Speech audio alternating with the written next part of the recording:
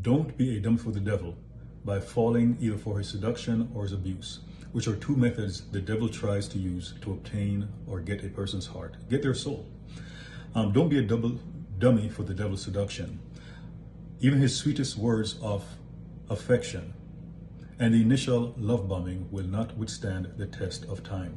Remember, Jesus said, "Beware false prophets who come to you in sheep's clothing, but inwardly are ravenous wolves." And even think about the story of Little Red Riding Hood. When she saw this wolf in her grandmother's bed, and she discerned that something was off. And imagine the wolf's voice, that no matter how softly try to speak, it still sounded like a wolf. And Jesus continued, "You will recognize them by their fruits. Are grapes gathered from thorn bushes or figs from thistles? So, every healthy tree bears good fruit, but the diseased tree bears bad fruit. A healthy tree cannot bear bad fruit, nor can a diseased tree bear good fruit.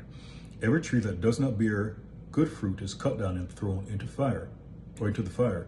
Thus, you will recognize them by their fruits." And a part of recognizing by fruits, it's not only by tasting. You can look and tell. And that's how some messengers of Satan don't even realize that they're messengers of Satan or easily discernible, because you can tell. And I'm reminded, I was at the gym yesterday, and I know a woman in the gym is a witch, and there are a few. But like yesterday, she was wearing her pentagram and stuff, so it's easy to tell. You'll know a devil by its fruits, especially after you reject it or decline its offer. Jesus said that his sheep hear his voice, not just his words. So there are times when persons, meaning a human being or a devil, will say something.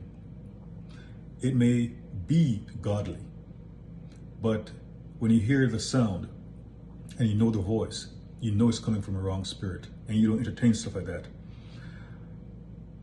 And because you discern a devil by its voice, do not just listen to the words, right? Because sometimes words are words you want to hear. But again, because they come from the wrong spirit, do not entertain such stuff.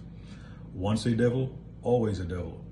Speaking about the spirits, a devil tries to stop God's plans from your life by causing delays.